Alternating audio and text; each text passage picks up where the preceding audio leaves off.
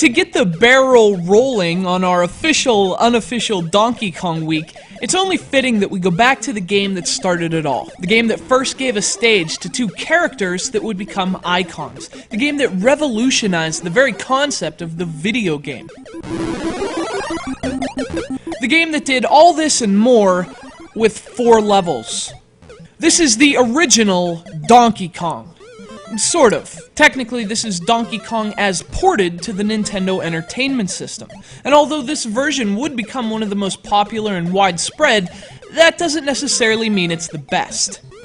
But let's start from the beginning. The original Donkey Kong was really a transformative moment for video games. Released to arcades in 1981, the game became a worldwide sensation, and it forever changed the fortunes of an unknown Japanese company named Nintendo. In fact, the very landscape of the gaming industry as we know it would be shaped by the aftershocks of this one incredible game. Simply put, there'd never really been a game quite like Donkey Kong. One of the most well-designed games ever made, Donkey Kong's immediate draw is that it's simple. Anyone can understand the mechanics, and almost anyone can play the game. But like a duck that evidently swims with calm, there's something very different happening beneath the surface in Donkey Kong. Donkey Kong is complex in a way most modern games just aren't. Every barrel, every spring, every enemy, everything that impedes your progress runs on some kind of pattern. Memorization and pattern recognition are what Donkey Kong is all about. Or so you think, until a barrel seems to bounce towards you at random, shattering everything you thought you knew about Donkey Kong. See, this game fights back. It's the epitome of old-school gaming, a ridiculously fun test of your hand-eye coordination that requires an uncompromising degree of skill.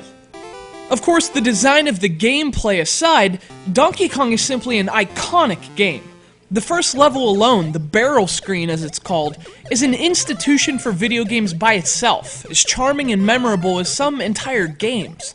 By the time you learn there's actually a plot, with actual characters and actual cutscenes, all areas in which Donkey Kong was a pioneer, the charm of the game should be as unmistakable as the ground it broke.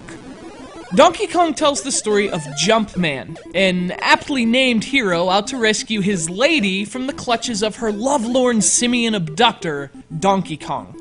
Of course, Lady would later be renamed Pauline, and Jumpman would soon become known as Mario.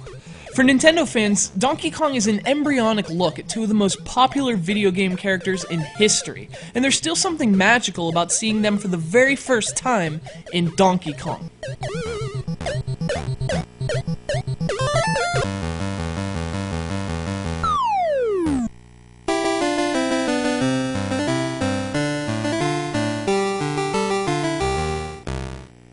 In fact, Donkey Kong captures the characters in a moment they'd never quite have again.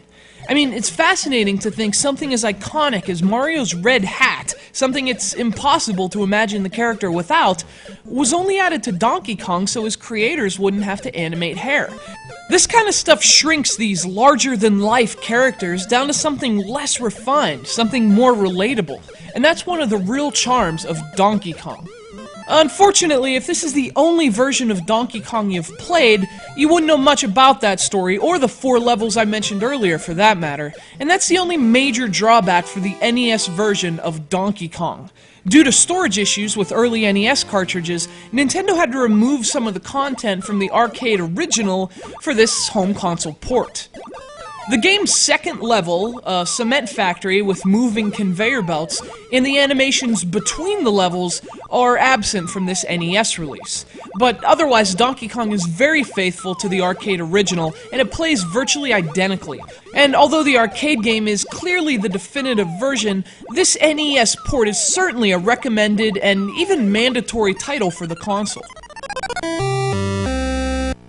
It's incredible how playable this game still is nearly 30 years after its debut, even on the NES.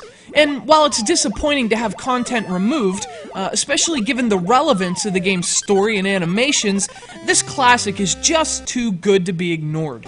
Whether you play this NES port or the superior arcade original, it's one of the most cleverly designed, challenging, and frankly significant video games in history.